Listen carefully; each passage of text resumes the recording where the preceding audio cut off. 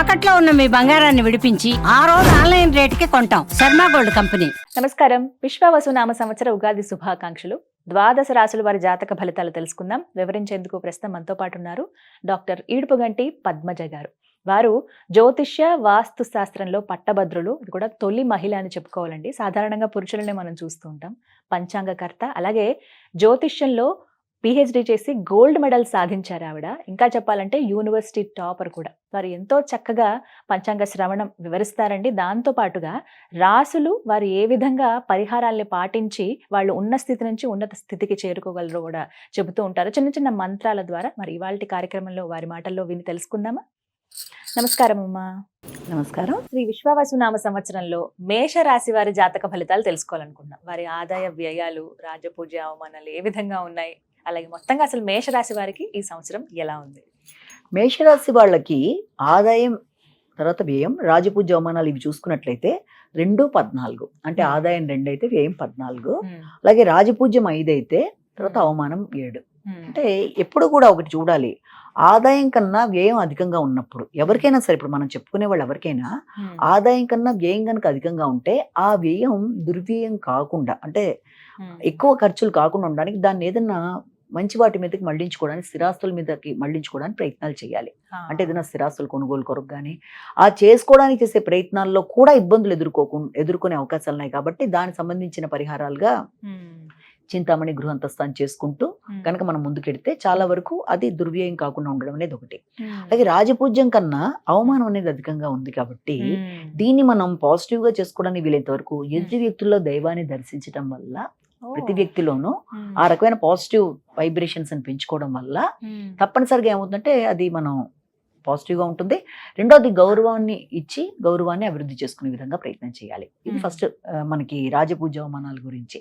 ఇక రెండోది వచ్చేప్పటికి సంవత్సరం వీళ్ళకి ఎలా ఉంటుంది. దీంట్లో ఫస్ట్ అసలు మనకి మేషరాశి వాళ్ళ గురించి తీసుకున్నట్లయితే అశ్విని, భరణి, కృత్తిక, ఒకటో పాదం వీళ్ళందరూ కూడా మేషరాశిలోకి వస్తారు. అయితే ఈ మేషరాశిలో కూడా ఇప్పుడు ప్లాంటరీ పొజిషన్ ఫస్ట్ తీసుకోవాలి.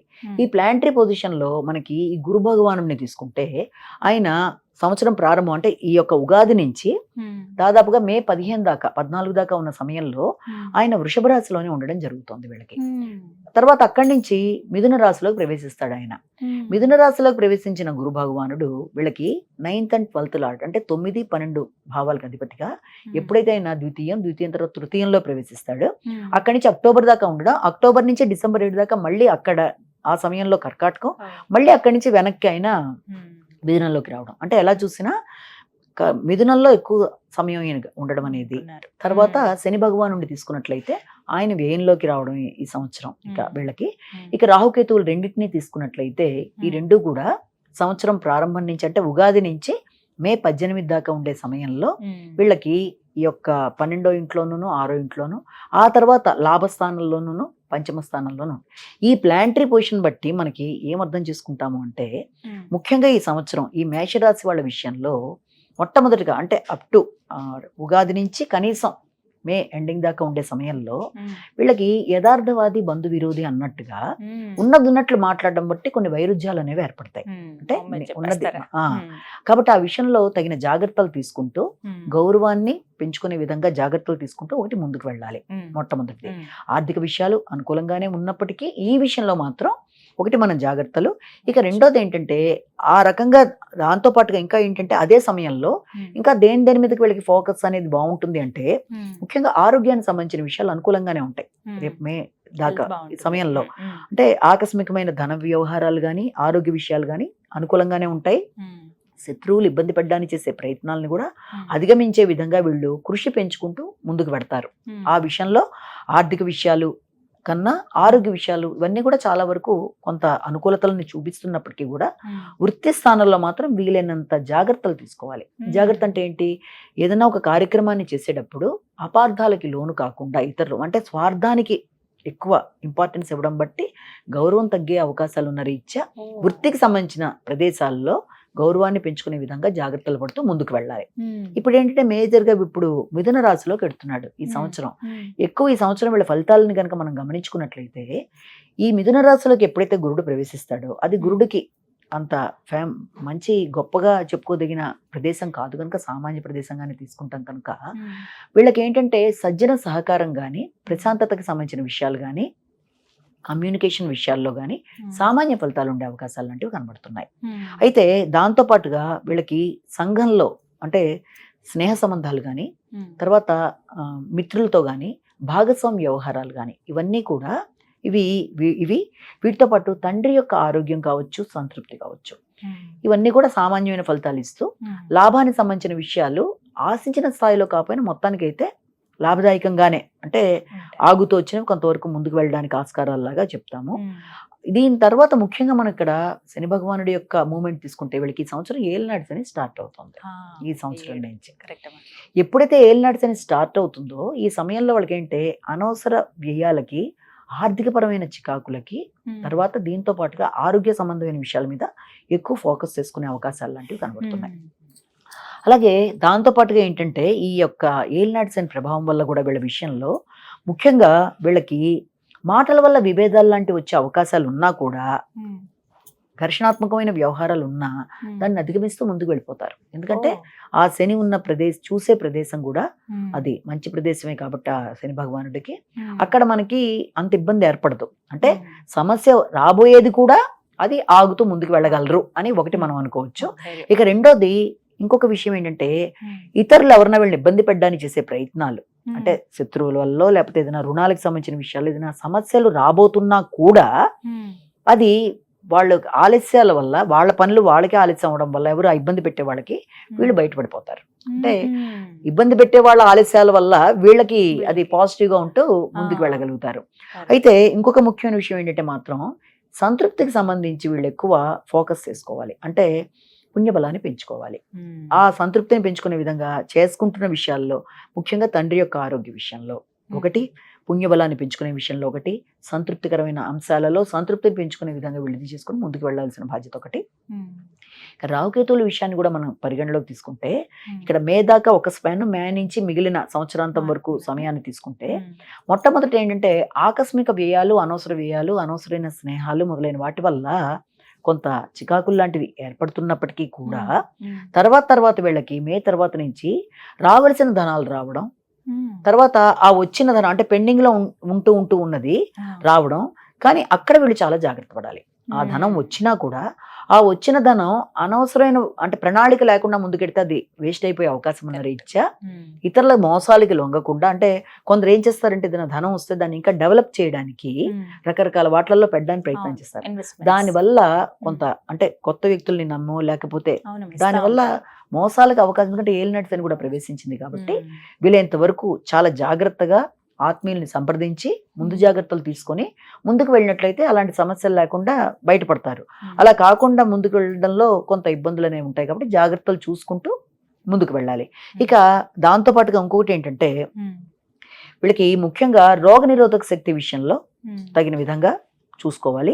తర్వాత ఏంటంటే ఎక్కువ మానసిక ప్రశాంతతను లోపించుకునేట్టుగా, చికాకులుగా, తర్వాత డిప్రెసివ్ థింకింగ్ లేకుండా జాగ్రత్త పడుతూ ముందుకెళ్ళాలి. అంటే ఎప్పుడు కూడా విద్యార్థులైనా సరే విద్య మీద ఎక్కువ ఫోకస్ చేసే విషయంలో కొంత బద్దకించడం లాంటిదో, లేకపోతే పెద్దవాళ్ళు అయితే దానికి కొంత వైరాగ్యంగా ఆలోచించి డిప్రెసివ్ థింకింగ్ ఇలాంటి వాటిని అధిగమించే విధంగా ఎవరికి వాళ్ళు ప్రయత్నం చేసుకోవాలి. అంటే విద్యార్థులైతే ఐగిరివాయనం అనే శ్లోకం ద్వారానో, లేదా పెద్దవాళ్ళైతే ఇంకో రకంగా ఈ రకంగా చేసుకుంటూ వెళ్ళడం బట్టి అది అనుకూలంగా, అంటే కొత్త వ్యక్తుల్ని నమ్మి పెట్టుబడులు పెట్టే విషయంలో కానీ, లేకపోతే ఒకేసారి రావాల్సిన అమౌంట్ వచ్చింది కదా అన్న ఆనందంలో తొందరగా వేరే రకంగా ముందుకు వెళ్ళడం, ఇలాంటివి చేయకుండా జాగ్రత్తలు తీసుకోవాలి. ముఖ్యంగా ఏలినాటి శని కాబట్టి అన్ని అలాగ వాళ్ళకి అనిపిస్తాయి. అంటే పర్లా మనం పెట్టుబడి పెట్టి తొందరగా మనం ఎదుగుదాం అనుకునే ధోరణిలో ఆలోచనలు వచ్చినప్పుడు తగిన విధంగా వాళ్ళు తగిన జాగ్రత్తలు తీసుకుంటూ ముందుకు వెళ్ళాలి. మరి మేషరాశి వారు ఈసారేమో శని ఎంటర్ అయ్యారు, అంటే 7:30 స్టార్ట్ అయింది వాళ్ళకు కూడా. అందులో భాగంగా అలాగే దైవానుగ్రహం పొంది వాళ్ళు ఈ సంవత్సరం అంతా ఎటువంటి ఆందోళన లేకుండా సమయపాలన మెయింటైన్ చేస్తూ కరెక్ట్గా ఆలోచించి ఉండాలి. దైవానుగ్రహం వాళ్ళు పొందాలంటే గనక ఎటువంటి పరిహారాలు చేసుకోవాలంటారు? ఫస్ట్ పాయింట్, వీళ్ళ సమయం, శ్రమ, కాలం ఏదైనా సరే అంటే ఏది వృధా కాకుండా ఉండడానికి వీళ్ళు ఖచ్చితంగా సుమంతో శ్రీ కార్తవీర్యార్జున అనే శ్లోకాన్ని చేయాలి. ఇది కాకుండా వీళ్ళకి ముఖ్యంగా ఇంకొకటి ఏంటంటే ప్రతి పనిలోనూ, ఎందుకంటే ఏలినాటి శని స్టార్ట్ అయినప్పుడు ఎప్పుడు కూడా పనిలో ఆటంకాలు, ఆలస్యాలు లాంటివి రావడం, లేకపోతే తర్వాత చేద్దాంలని వాయిదాలు వేసుకోవడం ఇలాంటివి జరుగుతాయి కనుక వీటిని అధిగమించే విధంగా హనుమాన్ చాలీసా అనేది ఒకటి వీళ్ళు చాలా ఖచ్చితంగా చేసుకోవాలి. దానికి వాడికి ఎంత అనుకూలంగా ఉంటే ఎంతసేపు కొందరు ఉంటారు మేము రోజులో 11 సార్లు చేసుకుంటాం, కొంతమంది మేము ఒకసారి చేసుకుంటాం. అది వాళ్ళ మొత్తానికైతే అది చాలా మంచిది హనుమాన్ చాలీసా ఒకటి. అలాగే దీనికి సంబంధించి ఈ యొక్క ఇది మోసాలకు గురి కాకుండా ఉండడానికి ముఖ్యంగా ఎక్కువ ఈ యొక్క ఏలినాటి శనిలో ఎదురవుతున్న ఇబ్బందులను అధిగమించడానికి, వాళ్ళ ఆరోగ్యం బాగుండడానికి, ముఖ్యంగా ఆరోగ్యం అనేది కూడా చాలా ప్రధానం కదా. ఎప్పుడైతే ఈ యొక్క ఏలినాటి శనిలో ఆరోగ్య విషయాల్లో, అది మానసిక ఆరోగ్యం కూడా ఆరోగ్యమే కదా, ఫిజికల్ గా ఫిట్ గా ఉండొచ్చు కానీ మెంటల్ గా ఎక్కువ థింకింగ్, డిప్రెసివ్ థింకింగ్ ఇలాంటి వాటిని అధిగమించే విధంగా ఉండడానికి తప్పనిసరిగా ఆరోగ్యం కోసం క్రీమ్ అచ్యుతానంత గోవింద అంటే ఉదయం, మధ్యాహ్నం, సాయంత్రం సమయాన్ని కేటాయించుకుని 5 to 6, మధ్యాహ్నం మీకు 11 to 12 మధ్య, సాయంత్రం 6 to 7 మధ్య ఇలాంటివి గనక వీళ్ళెంత ఇదిగా క్రీమ్ అచ్యుతానంత గోవింద ఆరోగ్య విషయంలోనూ, అలాగే హనుమాన్ చాలీసా ఆటంకాలు ఇవన్నీ తొలగిపోయి అన్ని విధాల ఈ యొక్క భ్రాంతులు, భ్రమలు లేకుండా ఉండడానికి అది. అలాగే ఈ యొక్క ఈ సుమంతో శ్రీ కార్తవీర్యార్జునాయ నమః అంటే ఇవి చేయడం బట్టి వీళ్ళకి ఎలా ఉంటుంది అంటే వీళ్ళు చాలా పౌరుషంగా, నిర్ణయ సామర్థ్యం ఉన్నా, కొన్నిసార్లు మనకు అన్నీ ఉన్నా కూడా గ్రహస్థితి అనుకూలత కూడా కొంతవరకు అవసరం ఉంటుంది కనుక ఆ సమయంలో మనకి ఆలోచనలను కూడా గ్రహాల వల్ల అటు ఇటు అవుతాయి కనుక తప్పనిసరిగా ఇది ఇలా పెట్టుబడి పెడదాం అనుకున్న విషయంలో వచ్చిన ధనాన్ని వాళ్ళు నిరుపయోగంగా పాడు చేసుకోకుండా బాగుండడానికి ఇవి చేసుకున్నట్లయితే సక్రమంగా ఆలోచన విధానం సరిపోవాలి. ఫస్ట్ పాయింట్, వీళ్ళు ఆలోచనలు ఎప్పుడైతే బాగుంటాయో అనుకున్న దాంట్లో స్టెబిలిటీ అనేది ఏర్పడి అనుకున్నవి సాధిస్తారు కనుక విద్యార్థులకైనా సరే విద్యాపరమైన విషయాలు అనుకూలంగానే ఉన్నాయి.